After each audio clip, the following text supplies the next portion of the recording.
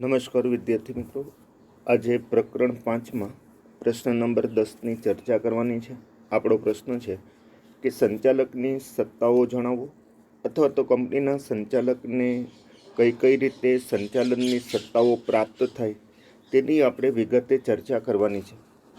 તો સૌથી પહેલાં પ્રાસ્તાવિક ચર્ચા કરીએ તો કંપની આપણે સૌ જાણીએ છીએ તેમ એક કાયદેસરની કૃત્રિમ વ્યક્તિ હોવાને કારણે કંપની ધારા પ્રમાણે તેને વિવિધ પ્રકારની સત્તાઓ પ્રાપ્ત થાય છે. જે સત્તાઓ ભોગવવાનો કંપનીને અધિકાર મળે છે તે બધી જ સત્તાઓ સંચાલક મંડળને મળે છે, કારણ કે કંપની વતી સંચાલન કરવા માટે સંચાલકોની નિમણૂક કરવામાં આવે છે. કારણ કે કંપની કાયદેસરની કૃત્રિમ વ્યક્તિ હોવા છતાં કંપની પોતાના અધિકારોનો પોતાની મેળે ઉપયોગ કરી શકતી નથી. એટલા માટે કંપનીના સંચાલકોની નિમણૂક કરવામાં આવે છે અને આ કંપનીના સંચાલકો ભેગા મળી એક મંડળ રચે છે, જેને આપણે સંચાલક મંડળ કહીએ છીએ.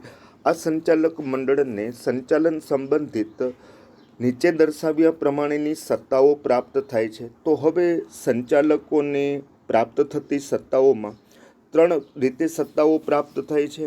એક છે કંપની ધારા પ્રમાણે સત્તાઓ પ્રાપ્ત થાય છે. કેટલીક સત્તાઓ આવેદનપત્ર પ્રમાણે પ્રાપ્ત થાય છે, કેટલીક સત્તાઓ નિયમનપત્ર પ્રમાણે. તો કંપની ધારા, આવેદનપત્ર અને નિયમનપત્ર પ્રમાણે પ્રાપ્ત થતી સત્તાઓની થોડીક વિગતે ચર્ચા કરીએ. તો હવે કંપનીના સંચાલક મંડળને કંપની ધારા પ્રમાણે જે કંઈ સત્તાઓ પ્રાપ્ત થાય છે તે સત્તાઓને સંચાલકો 2 રીતે આ સત્તાનો ઉપયોગ કરી શકે છે. એક છે સંચાલક મંડળની સભામાં ઠરાવ પસાર કરી અને કેટલીક સત્તાઓ પ્રાપ્ત કરી શકે છે, અને કેટલીક સત્તાઓ સામાન્ય સભાની મંજૂરીની અપેક્ષાએ પ્રાપ્ત થાય છે. તો સૌથી પહેલાં આપણે ચર્ચા કરીએ કે કંપની ધારા પ્રમાણે સંચાલક મંડળને પ્રાપ્ત થતી સત્તાઓનો ઉપયોગ સંચાલકો પોતાની સભામાં ઠરાવ પસાર કરી અને કરી શકે છે. તો કયા કાર્યો માટે સંચાલન સંબંધિત જે કંઈ સત્તાઓ છે કંપની ધારા પ્રમાણે સંચાલકને પ્રાપ્ત થાય છે? તો સૌથી પહેલી ચર્ચા કરીએ તો કંપનીના સંચાલકો સંચાલક મંડળની સભામાં ઠરાવ પસાર કરી અને કંપની વતી નીચે દર્શાવ્યા મુજબની સત્તાઓ ભોગવે છે. સૌથી પહેલાં કંપનીના શેર બહાર પાડવા અને શેરની વહેંચણી કરવી. એટલે કે કંપનીના સંચાલકોને કંપની ધારા પ્રમાણે સત્તા પ્રાપ્ત થાય છે કે કંપની જો શેર બહાર પાડી નાણાં મેળવવા માંગતી હોય તો કંપની વતી સંચાલકો શેર બહાર પાડવા અને શેરની વહેંચણી કરવી. એટલે કે આવેલ અરજીઓમાંથી કોને કેટલા શેર ફાળવવા તેનો નિર્ણય છે એ સંચાલકો પોતાની સભામાં ઠરાવ પસાર કરીને કરી શકે છે. નંબર 2, શેર હોલ્ડરો પાસે બાકી રહેલા શેર હપ્તાના નાણાંની માંગણી કરવી. એટલે કે કંપનીના શેરધારકો પાસે જો કંપની બાકી હપ્તા હોય તો કંપની વતી શેરધારકો પાસેથી શેર હપ્તાના નાણાં મંગાવવા માટેનો નિર્ણય છે સંચાલકો પોતાની સભામાં ઠરાવ પસાર કરીને કરી શકે છે. ત્યાર પછી ભારતમાં કે ભારત બહાર ડિબેન્ચર સહિત વિવિધ જામીનગીરીઓ બહાર પાડવી. એટલે કે ભારત દેશની અંદર હોય અથવા તો વિદેશમાં ડિબેન્ચર સહિતની વિવિધ જામીનગીરીઓ, એટલે કે ડિબેન્ચર ઉપરાંત બોન્ડ, અન્ય પ્રકારની જે કંઈ જામીનગીરીઓ છે એ બહાર પાડવાનો નિર્ણય સંચાલકો પોતાની સભામાં ઠરાવ પસાર કરી અને કરી શકે છે. ત્યાર પછી કંપની વતી ઉછીના નાણાં મેળવવા. જો કંપની વતી સંચાલકોએ નાણાં મેળવવા હોય તો તેનો અધિકાર છે સંચાલકોને પ્રાપ્ત થાય છે અને પોતાની સભાની અંદર ઠરાવ પસાર કરી સંચાલકો કંપની વતી ઉછીના નાણાં મેળવી શકે છે. ત્યાર પછી કંપનીના નાણાંનું રોકાણ કરવું. તો કંપનીના ફાજલ નાણાંનું અન્ય કોઈ જામીનગીરીમાં કે અન્ય કોઈ જગ્યાએ રોકાણ કરવું હોય તો કંપનીના સંચાલકો કંપનીના નાણાંનું રોકાણ કરવાનો અધિકાર ધરાવે છે. ત્યાર પછી વચગાળાનું ડિવિડન્ડ જાહેર કરવું. હવે ડિવિડન્ડ એટલે શું આપણે સૌ જાણીએ છીએ કે ડિવિડન્ડ એટલે કંપનીનો જે કાંઈ વહેંચણીપાત્ર નફો હોય છે તે વહેંચણીપાત્ર નફો શેરની ભરપાઈ થયેલી રકમ ઉપર પ્રમાણસર રીતે જે કંપની વળતર ચૂકવે છે તેને ડિવિડન્ડ કહેવાય. તો હવે ડિવિડન્ડના 2 પ્રકાર છે. એક છે વચગાળાનું ડિવિડન્ડ, એક છે અંતિમ ડિવિડન્ડ. તો હવે વચગાળાનું ડિવિડન્ડ જાહેર કરવું એટલે શું અને વચગાળાનું ડિવિડન્ડ કોને કહેવાય? તો કે વચગાળાનું ડિવિડન્ડ એટલે કંપનીની બે વાર્ષિક સામાન્ય સભા વચ્ચે ચૂકવાતા ડિવિડન્ડને વચગાળાનું ડિવિડન્ડ કહેવાય, અથવા તો વર્ષના અધ વચ્ચે જે ડિવિડન્ડ ચૂકવાય છે તેને વચગાળાનું ડિવિડન્ડ કહેવામાં આવે છે. તો વચગાળાનું ડિવિડન્ડ સામાન્ય રીતે સંચાલકો જાહેર કરી શકે છે. એટલે કે જાહેર કરવું એટલે શું? તો કે કંપનીના સંચાલકો પોતાની અંગત જવાબદારી ઉપર જે કંઈ ડિવિડન્ડ ચૂકવવાનો નિર્ણય છે એ સંચાલકો પોતે કરી શકે છે, કારણ કે આ નિર્ણય કરવા માટે શેરધારકોની સામાન્ય સભાની મંજૂરી લેવી પડતી નથી, અથવા તો તેમને પૂછવું નથી પડતું. સંચાલકો પોતાની મેળે આ ડિવિડન્ડ છે એ જાહેર કરી શકે છે. સંચાલકોને એવું લાગે કે કંપનીને પૂરતો નફો થયો છે તો તેવા સંજોગોમાં કંપની છે વચગાળાનું ડિવિડન્ડ જાહેર કરી શકે છે. તો વચગાળાનું ડિવિડન્ડ જાહેર કરવું અને ચૂકવવાની સત્તા છે સંચાલકોને કંપની ધારા પ્રમાણે પ્રાપ્ત થાય છે.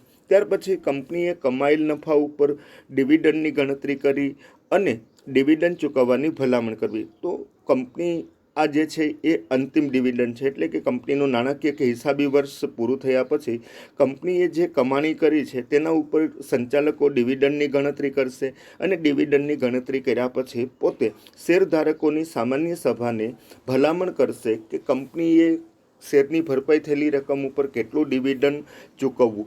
તો સામાન્ય રીતે આમાં અંતિમ ડિવિડન્ડમાં ભલામણ કરવાનો અધિકાર છે, જ્યારે વચગાળાનું ડિવિડન્ડ સંચાલકો પોતે જાહેર કરી શકે છે. ત્યાર પછી 8મો મુદ્દો છે અવેજી કે વધારાના સંચાલકની કામચલાઉ ધોરણે નિમણૂક કરવી. આપણે અગાઉ જોઈ ગયા કે સંચાલકોના 8 પ્રકારો છે, એમાં અવેજી અને વધારાના સંચાલકની આપણે ચર્ચા કરી હતી.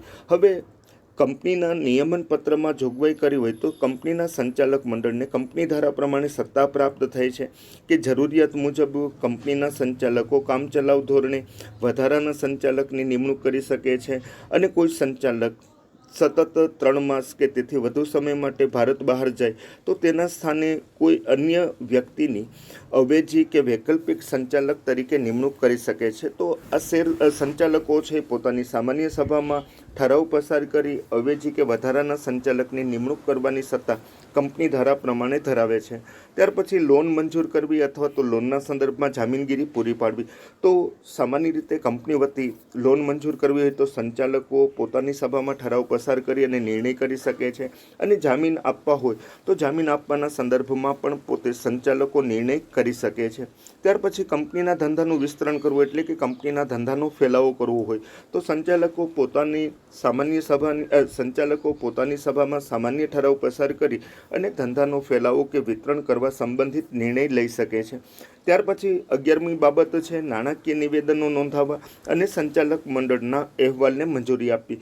કંપનીનું નાણાકીય કે હિસાબી વર્ષ પૂરું થાય એટલે કંપનીના નાણાકીય નિવેદનો તૈયાર કરી કંપની રજિસ્ટ્રાર સમક્ષ નોંધાવવા પડે છે, અને કંપનીના સંચાલક મંડળના અહેવાલને પણ મંજૂરી આપવાની હોય છે. તો સંચાલકો પોતાની સભામાં સામાન્ય ઠરાવ પસાર કરી અને નાણાકીય નિવેદનો અને સંચાલક મંડળના અહેવાલને મંજૂરી આપી શકે છે. 12મું છે કંપનીનું એકત્રીકરણ કરવું, જોડાણ કરવું કે પુનઃરચનાની બાબતમાં મંજૂરી આપવી. એટલે કે કંપનીનું એકત્રીકરણ કરવું હોય, અન્ય કંપની સાથે જોડાણ કરવું હોય કે કંપનીનું પુનઃરચના કરવી હોય, પુનર્ગઠન કરવું હોય તો તેવા સંબંધમાં સંચાલકો છે એ પોતાની સભામાં સામાન્ય ઠરાવ પસાર કરી અને મંજૂરી આપી શકે છે. 13મી બાબત કોઈ કંપની લેવી અથવા કોઈ કંપની પર અંકુશ સ્થાપિત કરવો. એટલે કે અન્ય કોઈ કંપનીને ખરીદવી હોય તો સંચાલકો પોતાની સભામાં સામાન્ય ઠરાવ પસાર કરી અને નિર્ણય કરી શકે છે, અથવા તો અન્ય કોઈ કંપનીના 51% કે તેથી વધુ બહુમતી ધરાવતા જે કંઈ મતાધિકારવાળા શેર છે એ ખરીદવાનો પ્રશ્ન ઊભો થાય તો સંચાલકો પોતાની સામાન્ય સભામાં ઠરાવ પસાર કરી અને બહુમતી શેર ખરીદી અન્ય કોઈ કંપનીના સંચાલન પર અંકુશ સ્થાપિત કરી શકે છે.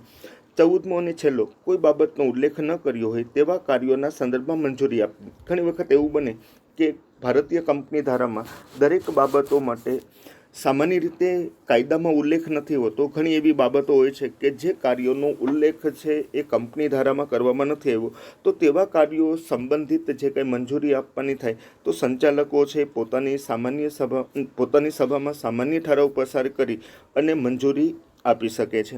નંબર 2 કે કંપની ધારા પ્રમાણે કંપનીના સંચાલકોને કેટલીક સત્તાઓ પ્રાપ્ત થાય છે, પરંતુ આ સત્તાઓ શેરધારકોની સામાન્ય સભાની મંજૂરીની અપેક્ષાએ આ સત્તાઓ છે એ સંચાલક મંડળને પ્રાપ્ત થાય છે. તો તેની ચર્ચા કરીએ તો કે 5 કાર્યોની આપણે ચર્ચા કરશું કે આ કાર્યો માટે સંચાલક મંડળે શેર હોલ્ડરોની સામાન્ય સભામાં ખાસ ઠરાવ પસાર કરીને મંજૂરી મેળવવી આવશ્યક છે. આથી મંજૂરી મેળવીને સંચાલક મંડળ સત્તા ભોગવી શકે છે. તો કયા કયા કાર્યો માટે સંચાલક મંડળ શેરધારકોની સામાન્ય સભામાં ખાસ ઠરાવ પસાર કરાવી મંજૂરી મેળવી શકે? તો સૌથી પહેલું છે કંપનીના સમગ્ર ધંધાનું વેચાણ કરવું હોય કે તેના વધારાના એકમનું વેચાણ કરવું હોય. તો જ્યારે કંપનીનો સમગ્ર ધંધો છે વેચી દેવો હોય અથવા તો કંપનીના ધંધા વધારાનું જે એકમ હોય તેનું વેચાણ કરવું હોય તો તેવા સંબંધમાં સંચાલકોએ શેરધારકોની સામાન્ય સભાની મંજૂરી છે એ મેળવવી પડે છે. નંબર 2, કંપનીને ભાડાપટ્ટે આપ્યો એટલે કે કંપનીનો ધંધો છે એ લીઝ ઉપર આપી દેવો હોય તો આ પ્રકારના નિર્ણય માટે પણ સંચાલકોએ શેરધારકોની સામાન્ય સભાની મંજૂરી છે એ મેળવવી પડે છે. નંબર 3, કંપનીએ અન્ય કોઈ કંપની સાથે જોડાણ કર્યું હોય અથવા એકત્રીકરણ કરવાથી પ્રાપ્ત થતી વળતરની રકમનું ટ્રસ્ટની જામીનગીરીમાં રોકાણ કરવું હોય. એટલે કે કંપની માની લો કે અન્ય બીજી કોઈ કંપની સાથે જોડાણ કર્યું હોય અથવા તો કોઈ કંપની સાથે એકત્રીકરણ કરવાથી જે કંઈ કંપનીને વળતર પ્રાપ્ત થાય આ પ્રાપ્ત થયેલી રકમનું ટ્રસ્ટની જામીનગીરીમાં રોકાણ કરવું હોય તો તેવા સંદર્ભમાં રોકાણ કરવા માટે શેરધારકોની સામાન્ય સભામાં ખાસ ઠરાવ પસાર કરાવી અને મંજૂરી મેળવવી જરૂરી છે. ચોથું, કંપનીની કુલ ઉછીની મૂડીનું પ્રમાણ કંપનીની ભરપાઈ થયેલ શેર મૂડી અને મુક્ત અનામત ભંડોળ કરતાં વધી જતું હોય ત્યારે આપણે સૌ જાણીએ છીએ ડિબેન્ચરમાં આ મુદ્દાની ચર્ચા કરી હતી કે ભાઈ ડિબેન્ચર બહાર પાડવાને કારણે કંપનીની કુલ ઉછીની મૂડીનું પ્રમાણ કંપનીની ભરપાઈ થયેલી કુલ શેર મૂડી અને મુક્ત અનામત ભંડોળ કરતાં તેનું પ્રમાણ વધી જતું હોય ત્યારે શેરધારકોની સામાન્ય સભાની અંદર ઠરાવ પસાર કરી અને મંજૂરી મેળવવી પડે છે. શેરધારકો એટલે કે સભ્યો મંજૂરી આપે તો કંપનીના સંચાલકો છે એ ડિબેન્ચર બહાર પાડી ઉછીના નાણાં મેળવી શકે છે. ત્યાર પછી કોઈ સંચાલક પાસે બાકી લેણી નીકળતી રકમ માંડી વાળવાની હોય કે તેની ચૂકવણીની મુદતમાં વધારો કરવો હોય એટલે કે માની લો કે કંપનીની કોઈ સંચાલક પાસે બાકી લેણી નીકળતી રકમ હોય તો તેને માંડી વાળવાની હોય અથવા તો જે રકમ કંપનીને ચૂકવવાની છે તે ચૂકવણીની મુદ્દતમાં વધારો કરવો હોય તો સંચાલકો પોતે આ નિર્ણય કરી શકતા નથી, પરંતુ સંચાલકો આ નિર્ણય ત્યારે કરી શકે જો શેરધારકોની સામાન્ય સભામાં ખાસ ઠરાવ પસાર કરી શેરધારકો સંચાલકોને સત્તા આપે તો કંપની ધારા પ્રમાણે પ્રાપ્ત થતી આ સત્તાનો સંચાલક ઉપયોગ કરી શકે છે. તો આ છે સામાન્ય સભાની મંજૂરીની અપેક્ષાએ પ્રાપ્ત થતી જે કંઈ સત્તાઓ છે તેની ચર્ચા. હવે કેટલીક સંચાલનની સત્તાઓ આવેદનપત્ર પ્રમાણે પ્રાપ્ત થતી હોય છે. તો આવેદનપત્ર પ્રમાણે પ્રાપ્ત થતી સત્તાના સંદર્ભમાં ચર્ચા કરીએ. સંચાલકોને કેટલીક સત્તાઓ આવેદનપત્ર પ્રમાણે પ્રાપ્ત થાય છે. જો કોઈ સંચાલકો આ સત્તાની ઉપરવટ જઈને કોઈ કાર્ય કરે તો તેવા કાર્યને સત્તા બહારના કાર્યો એટલે કે અંગ્રેજીમાં અલ્ટ્રાવાયર્સ કહેવામાં આવે છે.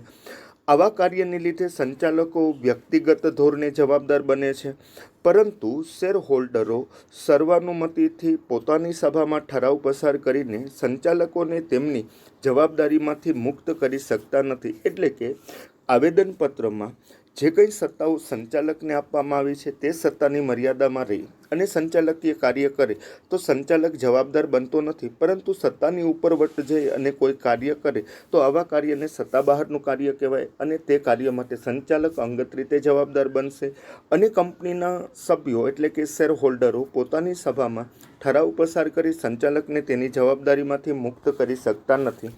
ત્યાર પછી ત્રીજો અને છેલ્લો મુદ્દો નિયમનપત્ર પ્રમાણે પ્રાપ્ત થતી સત્તા.